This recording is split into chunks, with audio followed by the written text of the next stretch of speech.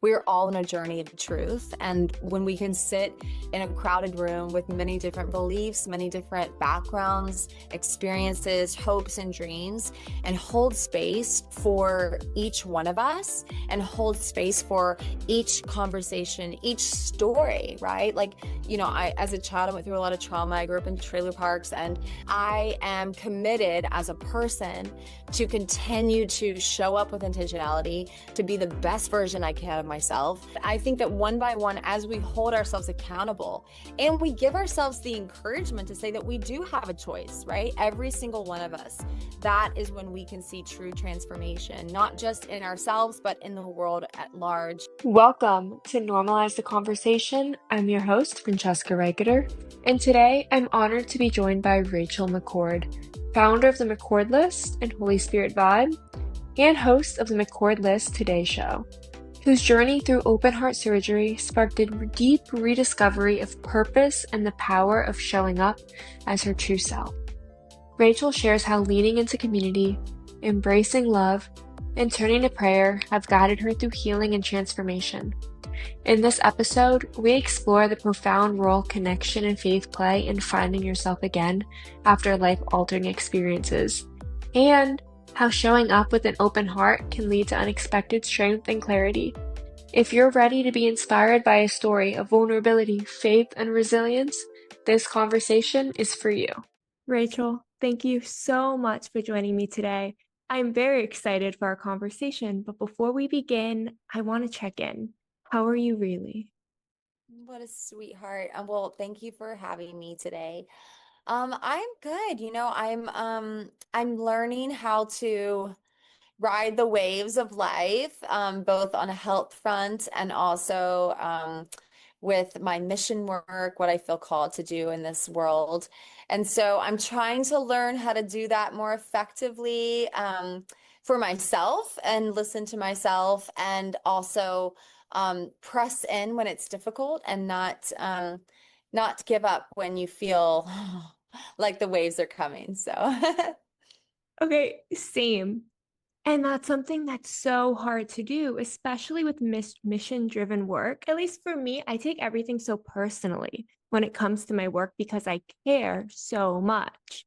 And it's so hard to navigate when things don't go exactly the way you want it to. It's like you feel it in your heart and you just have to hold space for it and not let it get you. And I'm not good at that. 100% understand. And I also think that part of it is like just accepting that we're not supposed to be good at it. We're not like, we don't have to be good at it. What we do have to do is we have to be real with it, and we have to create space for it.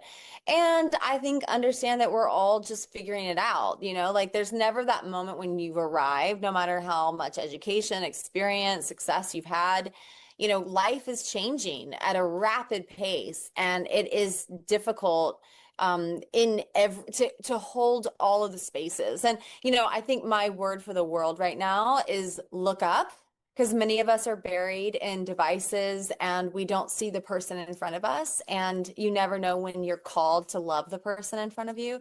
And if you're so busy looking down into the virtual worlds that we create and that we love and we feel so excited about, we can miss that. But oftentimes I think we're going to go where we feel the best about ourselves. So we have to ask ourselves, is this a pride thing?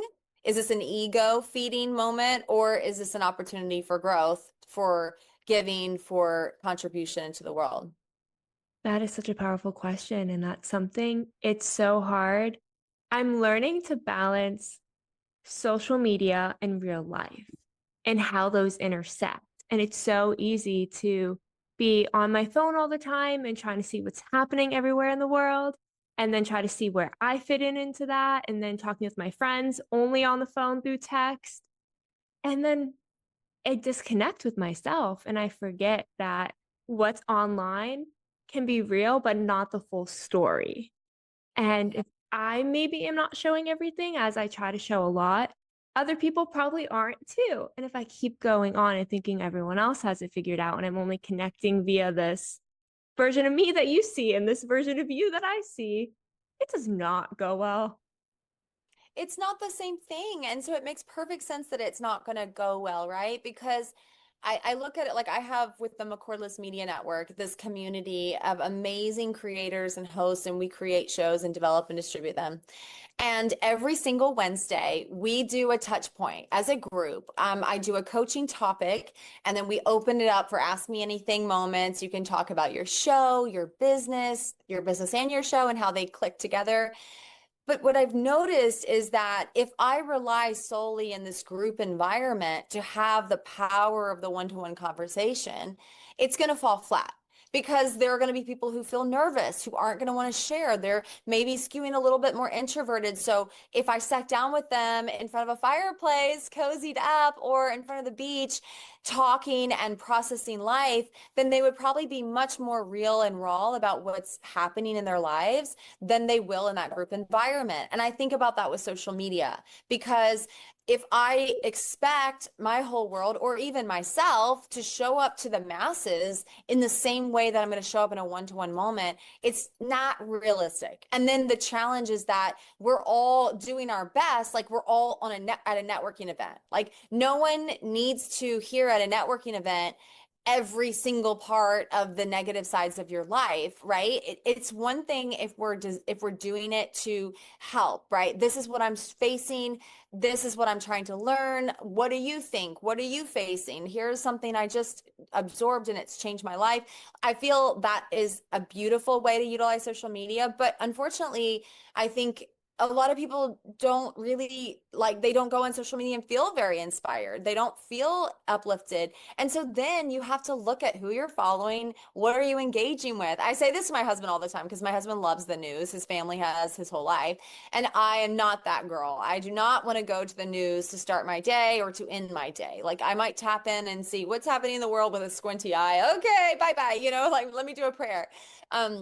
But I observe that power hour, the 30 minutes after you wake up, the 30 minutes before you go to bed. It's very important. Like, what am I putting in my mind? And the nights when I put reality television in my mind, I don't have the best outcome, right? Because it's like, what are we feeding ourselves? We're having spiritual interactions, whether we realize it or not. So we have to be honoring of that. But I tell my husband so much, I'm like, babe, if you put this stuff in your mind too much, it's input, it's output, right? So what you eat, you start to feel. What you do, you feel. And so I think all of us get to be mindful of that, and we get to choose it and choose into it. So I'm much more of a group texter, to be honest. I love my people, and I like dropping in love and hearing love and doing prayer requests with one another. I show up so much more authentically, I think, in that way. I try to show up authentically no matter what, but I mean like more raw and sharing parts of me that maybe I don't want the rest of the world to know. Wait, you made so many valid points. First of all, so much. I'm so happy I'm talking with you right now because I need this conversation. Same. We have so much more control than we realize on the content that we receive and who we engage with and how we engage. And that's something I've recently learned. I feel like there was so much pressure for so long to just, be friends with everyone and then follow anyone back who follows you. And it can be so great to have people around you, of course, and to be supportive of other people. But when I was going online all the time and I wasn't feeling good, I was doing it to myself because I was actively choosing to follow those accounts and I had to make a choice on what I did and didn't want to receive. And another big thing that helped me was learning, like you said, before bed or in the morning, right? Putting on the news. I can't do that. I can't handle any more upsetting things than what I already go through because my brain needs that break. And when I learned that, it made such a difference in my energy levels. When I learned I cannot be scrolling on social media as the last thing I do before I go to bed, made such a difference. Put my phone in a different room, started learning these different ways to just choose what I do and don't want to fuel my mind and body with. But we often don't realize we have so much more control over our devices than we think. And everyone tells us, oh, well, it's the algorithm. It's the algorithm. But we kind of create our own algorithm. So We do. We teach the platforms, absolutely. We do. And if we can just learn how to focus on the connections that make us feel good, it makes all the difference. 1,000%. And we need to look at that in our real lives as well. And I feel like it's not a dog from me on social media as much as it's more of a conversation to say, where are we putting our heaviest investment? Are we right? Because I think about that as an entrepreneur, right? Like I need to invest in my team so that my team feels empowered to be the best versions of themselves and to win because they want to win. They want to feel the satisfaction of winning. So I need to be a good leader and invest well into them so that they can do that. Same thing with relationships, right? Like if you look at it like a meter that you're putting money into, and so when you make the mistake of hurting someone or pushing against or whatever, then you might find those moments where you need to take a withdrawal from that bank. But at the same time, if you're consistently just trying to bring more love and love them in the way that they communicate, our love language, right? Is it physical touch? Is it acts of service? Is it, for me, words of affirmation is a big one. Gifts. There are all these different sides of how you love people. So I think it's very important to be investing consistently in your relationships. And of course, you can get connected virtually, and that can have a great gift. But I think that that really is the best when it's a video or a voice note. They have studied the brain and seen that people who, when they get a call from their mom, their serotonin goes up in their brain. But when they read a text, it actually goes down. So if it's a voice note or a FaceTime call or a video where you're actually seeing a human, that's powerful. But I do think that we, as a culture right now, have a higher priority on the virtual, right? I want to order it. I want it to arrive at my door same day. I don't want to move.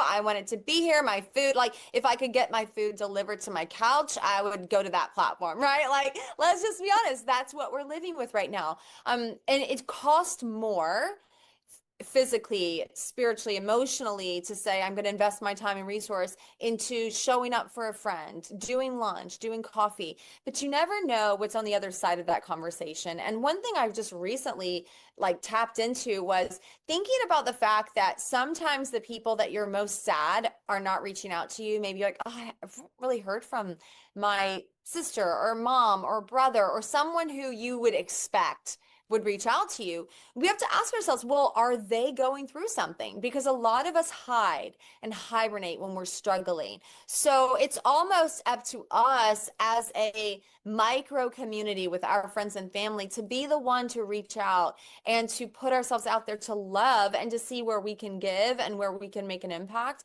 And then also be open to receiving that. Like that's a growth area for me right now.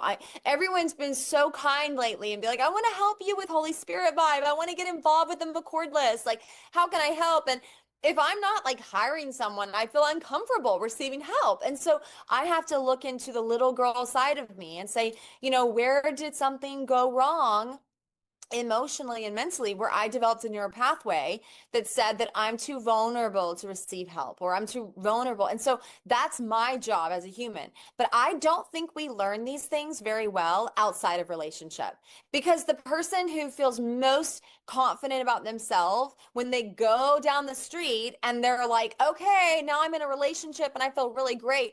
All of a sudden the immaturities come up. All of a sudden the bruised egos. It's a lot easier to hide when you don't have close friendships, you don't have close relationships. So it's good for us to be in communion with one another. It really is. And like you said, this is not something people often teach us too. I remember being in school and you're taught like invite everyone to your birthday party and just talk to everyone and all these things. And it was never really about connection. It was just like create a conversation, right? If you don't know what to talk about the weather, right? Talk about your favorite color. I don't know, but it was never how to really connect with people and the importance of connection. And then we went through a phase in the world where technology has grown so much. And like you said, we want to order everything in all the time.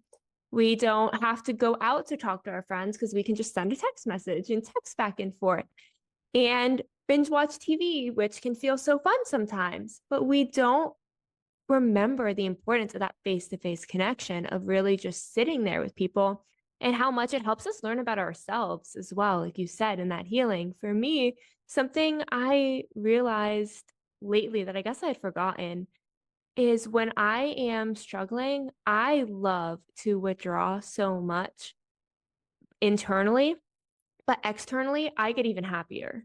So around other people, have the biggest smile. I have so much energy. People are always so confused on how I can be so happy and hyper and bubbly. And I'm just trying to show up for everyone else so that they feel good. And no one knows that, like, hey, I'm going through this because I'm so used to just talking about the good things, the things that make other people happy. And if we remember, connection is how we can help ourselves get through it. And connection for our friends and our loved ones. I had two friends this week who took the bar exam, and I didn't remember until afterwards. And I was like, I am so sorry. I didn't reach out and say good luck to you. I hope you know like how excited I am and proud of you. And then we just had this big conversation on how stressful it was preparing, and then that amazing feeling as you're going through it. And you're like, oh, I know these questions, and just getting to be there and support each other. They didn't feel like they went through it alone. I didn't feel as bad that I didn't check in before, which I, for now on, will be making notes on my calendar. It just forms that feeling of we both belong and we both matter. And it really takes showing up and having communication outside of just our phones. 1,000%.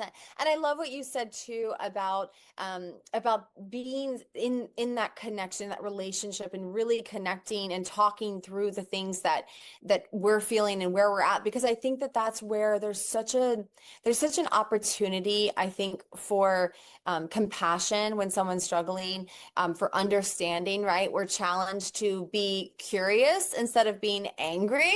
I've noticed that for myself so many times, of just the invitation to ask more questions instead of jumping the gun and just assuming the worst. And you just don't know what it costs someone to show up, what it costs someone to get out of bed, to go somewhere. You know, I've had many seasons of my life, and I wish it was fully behind me, of dealing with chronic health things.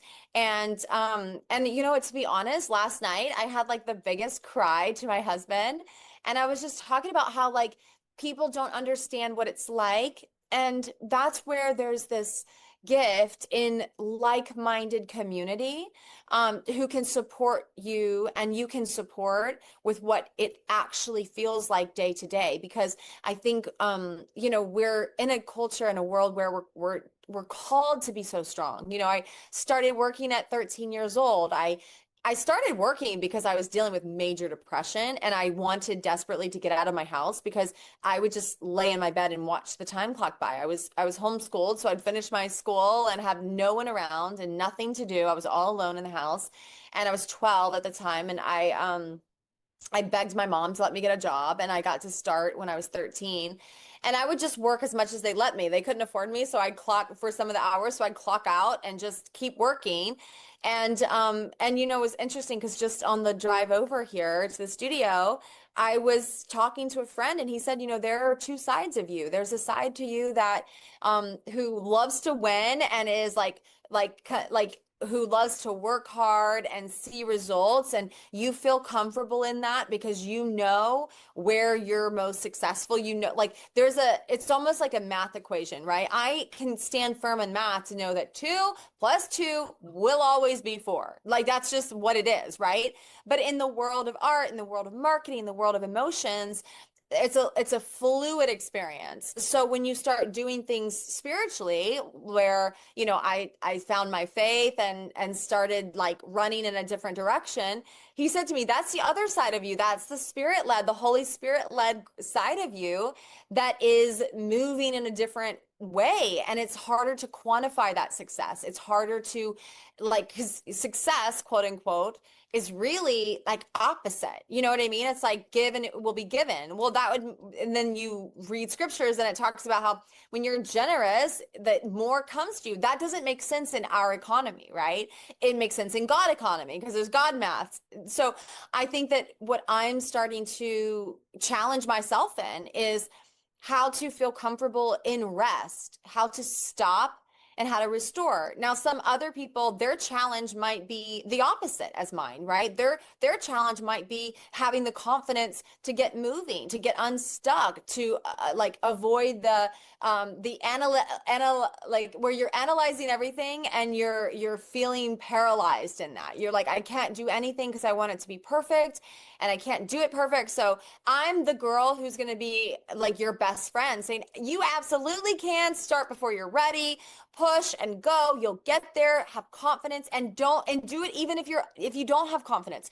Just do it, right? I'm like a Nike slogan. But for me, the message is the opposite. The message, the learning, the growth opportunity is to stop, is to rest, is to restore. So we have to really come to know ourselves to find the transformation mentally, because we really need to know where we might naturally skew so that we can keep both sides of ourselves at rest and at ease and moving in the direction of growth, because sometimes spiritual growth looks different than what we're taught, which is get your perfect resume, get your perfect portfolio, push, push, push, bang on doors, don't take no for an answer. All the things that work in the business world, if you try to apply them to relationships, it's like, oh my gosh.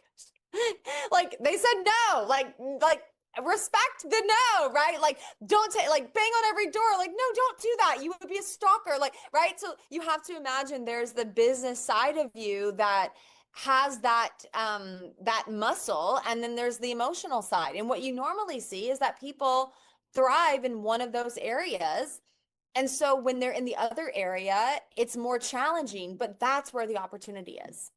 This is not something we talk about much either or think about. And this is really where I started to struggle a couple weeks ago, is trying to figure out those two different sides of me. I graduated and suddenly I wasn't a student and I was, I guess, a full adult, which sounds scary, but I guess I am, so that's fine. Um, and I was talking with my parents and being so supportive, but also very hard workers. They were like, okay, like now what are you doing with that extra time that you have? And part of me was like, I kind of want to focus more on my connection with myself with those extra hours and more on that mission driven work and just feeling that sense of belonging community. And because I do spend so much of my time with work and being an entrepreneur and trying to figure out how to build revenue and build something to leave behind. And I was like, these two parts of me feel very confusing because as an adult, you're taught to really prioritize one side because that's our economy. That's what our world seems to look like and prioritize. And my parents were pushing on that. And I was like, but I feel like this is so important. And then I felt so disconnected trying to figure out, can they both exist? And they can, but we're often just under this assumption that it's one and you have to live your life in one way and you can show up in different areas as a version of you that belongs in that area. 1,000%. And I love what you shared because I think it's the feeling many of us have. In fact, working in entertainment, people get off of a show and instantly it's like, okay, what are you doing next? And I'm always like, why can't we have the conversation of like, hey, like, why don't we sit with this for a little bit? I remember so I had open heart surgery last year, and I was recovering, and in those 2 months that I was really trying to kind of figure out who Rachel was again, I was changed, to be honest with you. I've studied since that a lot of people, when their heart is stopped, when they have a heart surgery, especially an open heart surgery, emotionally, it's a journey for you to really kind of find your path. And being in my 30s, having a 3-year-old son, having had the show on Bloomberg Television and the Jumbotron in Times Square and all the like bells and whistles that come from working your butt off from 13 years old on, it didn't really make any sense. It was like suddenly I was like, wait, like what? Like I just kind of ran this whole race and like that's it. Like, like what do I do now? I wasn't motivated to do any of the old stuff that I had done and I was very lost. And so I started praying and I was like, God, please just show me like what you have for me. Like, what am I supposed to do now? Like, what is the you thing that I can do? Because I wasn't sure I'd survive the surgery because 1 in 5 people don't. And so when I first opened my eyes, I remember thinking, I survived. Thank you, Jesus. Get this out of my throat because I had like the big breathing tube down my throat and everything. And, I think when you got 2 weeks to prepare for someone to stop your heart, it just shifts everything. Like everything that you think you know about your life and how many years you're going to have. And like, oh, I'll start worrying about that when I'm like 75, and he's like, it just is like, oh, we're here right now, and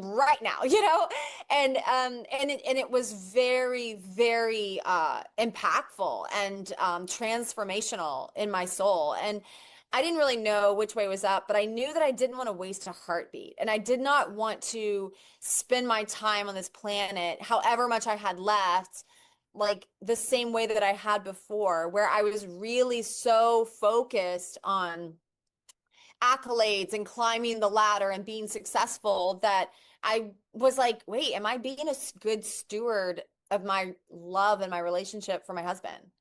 Am I being a good steward of my faith, of believing who God is and knowing that there are people who don't know what it's like to take his yoke upon them because his burden is light? And what does it look like if I'm over here believing this with my whole soul, but I'm too afraid? I'm too concerned. I'm going to overimpose. I don't want to make someone feel uncomfortable. So I stay quiet and then I stay comfortable.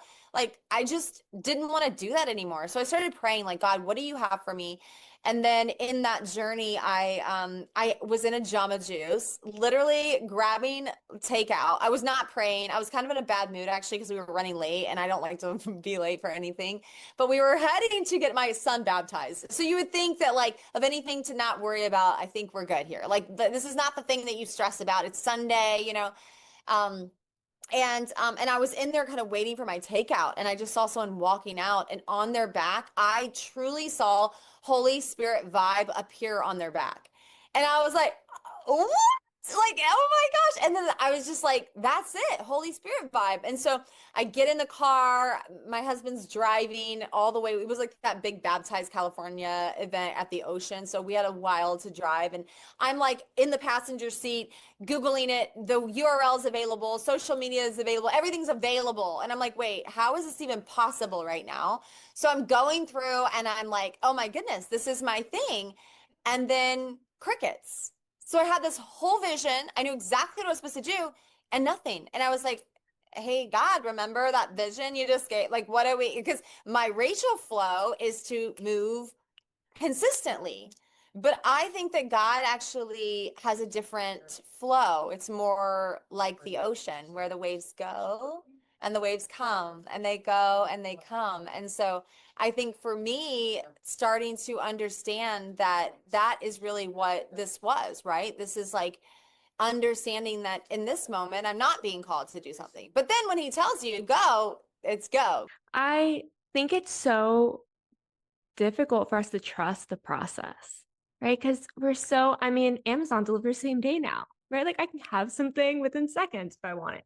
It's very, very difficult when things aren't instant and instantaneous. And a lot of times, I know at least for me, it makes me question, am I on the right path, right? Am I doing the right thing?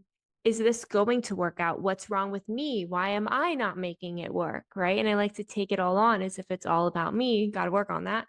But it's so hard sometimes to trust the process. I also want to say, I'm so glad you survived. So many people don't always listen to themselves and really dig deep into see who they are and where they belong and how they can make an impact in this world. And you just show up like that every day. You are such a sweetheart. Well, and think about it. Like we have these little missions that are predestined and we get to do them, but it's about us listening and being mindful and really like tapping into what's being called for us and what we're being invited into. And that mentality of if it's not going fast, then it's not working can sometimes maybe it's like we have to look at our foundation. Are we putting a foundation in like the 21st century where everything is a certain way? Or are we looking back historically about how a tree grows and how fruit grows? You know, you don't plant a seed and then the next day be like, wait, where's my apple? Like I thought I was going to get, it's like you plant the seed and the seed has to break through and then it starts to go deeper and you kind of get these opportunities to just expand and it becomes this opportunity for something more. But it takes time. And I think that when we look back at history, we look at nature, it is our nature, like how we naturally are. There's so much pressure all the time to figure out what you want and how to make it work. And I remember so I started my nonprofit as a blog when I was 12. So similar to you for just working so hard on things at a young age. And by the age of 17, I was having these like breakdowns all the time where I'm running out of time. Why am I not better? And I constantly go through those phases where some like big life transition moment happens. And I'm like, okay, I should be better now. Things should be exactly the way I had planned out when I was 12. And like you said, it takes time. And you plant a seed, and some will grow into amazing, beautiful trees with the juiciest fruit in the world. And some fruit may be rotten and some may not grow. You just might not have the green thumb there. And all of it's okay. But if if I keep expecting that it's just going to pop up like a cartoon every 5 seconds, I'm going to constantly be setting myself up for disappointment. 1,000%. And also just remembering that it's in that journey that we actually really find ourselves more and we sit with it. And, one of my favorite chapters, I think it's John 14 in the Bible, and it talks about like he is the vine and we are the branches. When we stay plugged into him, we will bear much fruit. But apart from him, we can do nothing. So I think it's a reminder what we were talking at the beginning of this conversation about input and output. Like, where are you getting charged? And whatever you believe, right? Like I have a faith that that has carried me through, and now I see little hearts everywhere, like on the ground and flowers. I see them in water prints. It's so crazy. Like I could never unsee the hand of God in my life and in the lives of the people around me and in the world. And, a lot of people, we see so much pain and we think, oh my gosh, like there couldn't be a God, because if there was, all this wouldn't happen. But I'm like, no, there has to be a God. It's not a puppeteer. It's not someone who controls our every step. We as a human race have the choice, right? We can choose to show kindness to the world. We can choose to not. And you've seen people throughout history choose great acts of kindness like Mother Teresa and impact huge generations to come. And you've seen huge tragic stories of other people, and I won't give them a platform here, who have made the opposite choice. And they've had that opportunity, right? Because we live in a world where we have the choice. We're not these puppets. We don't have like this great God who decides if we're going to, what we can and can't do. But I think when you are prayerful in your approach, you can actually see science on the brain showing the impact in your mind of how beautifully impactful it is. So I would just encourage every single person to explore. We are all in a journey of truth. And when we can sit in a crowded room with many different beliefs, many different backgrounds, experiences, hopes, and dreams, and hold space for each one of us and hold space for each conversation, each story, right? Like, as a child, I went through a lot of trauma. I grew up in trailer parks and I had a lot of church hurt, as they call it. But we are all these beautiful broken vessels who God chooses to use. And I have yet to encounter a perfect human, but I am committed as a person to continue to show up with intentionality, to be the best version I can of myself, to call myself out on the oftentimes when I make mistakes, I let pressure or stress or both affect how I impact the world. But I think that one by one, as we hold ourselves accountable and we give ourselves the encouragement to say that we do have a choice, right? Every single one of us, that is when we can see true transformation, not just in ourselves, but in the world at large. And so I hope whoever hears this message is encouraged to search out faith, because I truly believe that God knocks on all of our heart's doors and wants desperately to encounter us, and will leave the 99 to come for the one and change our lives. And I can't talk about mental health as someone who has faced major depression, faced PTSD, faced panic attacks and anxiety and difficulty, and have taken medication for that, and have gone to therapists for that, and treatment facilities for that. I cannot talk about that without saying that truthfully, it has been an act of God, which is, and many acts there, to be honest, but beautiful, intricate, kind, gentle, loving, non-judgmental, transformational love that has and continues to hold me upright when I face scary reports from doctors, and I face scary challenges as a mom and as an entrepreneur and as a human being. It's like, that's why I believe that when we want to find ourselves, we have to look within the natural growth of nature, because I think God created the world in its truest form to show us how we can also emulate. You see these beautiful things, you see birds fly and fish swim, and I think that we are here to worship. We are here to connect to the one who created us, because you'll never find the use of a beautiful invention like a human being without going to the one who invented them, who created them. Because with all of my learning and all of my understanding, if you hand me a tablet I've never seen before with no owner manual and I have no idea how to use it, I would be completely lost. So we have to go to the inventor if we want to understand an invention. And if you have an invention, you need to charge. You need to charge it. So maybe this season for you post school is a season of sitting, stopping, resting, restoring. And like you felt intuitively, which is, I feel like, where the Holy Spirit guides us, is to go within and to listen and to do what makes sense for you, because we were not created to make money. That's not why we were created to exist. And success can mean very different things to one person from the other. For me, it used to mean that I had a lot of money in my bank account and I had a lot of success in relationships and resources and all these things. And I've come to learn that success starts for me with my faith. And then that spills into a better relationship with my husband, because I am not coming to my husband with desperate needs. I'm coming to him as a whole person who is being charged by the one who created me and knows me best and knows what I need. And then that spills over as a mom, and that spills over into my community and my mission work and my business. But you cannot pour from an empty tank, and you can't. So we have to honor our spiritual experience, because it's more of us than even our bodies. It really is. And one thing that just really helps me through the depression, through those really dark and scary depressive episodes, is knowing that someone out there, no matter what, I'm never alone. I'm never walking through it alone. And that's something that takes everything in me to remind myself a lot of times, but it's one thing that really helps. Rachel, I'm just so grateful for you, all that you are. Thank you so much for joining me. As we are wrapping up, can you give one last final piece of advice for those listening who are saying, you know what, I haven't really been living by my purpose. I don't know what my purpose is yet. How do you think they could begin?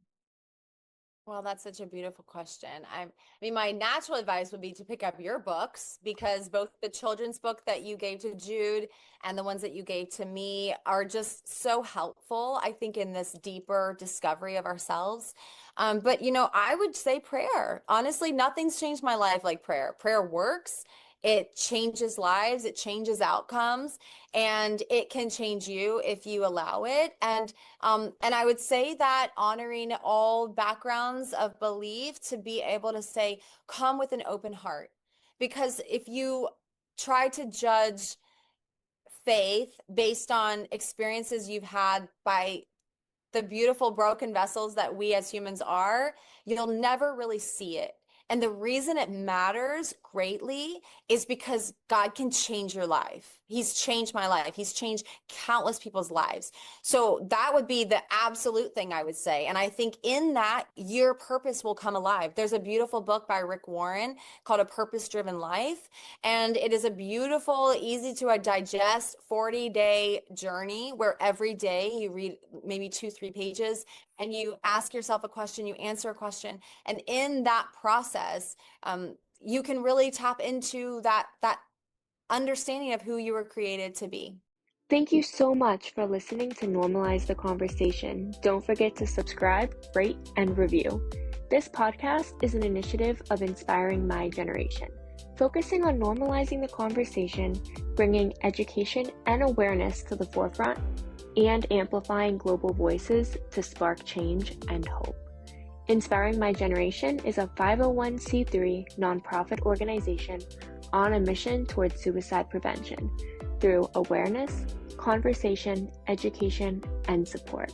Connect with us on Instagram at Inspiring My Generation and visit our website inspiringmygeneration.org to learn more about our work and how you can make a difference.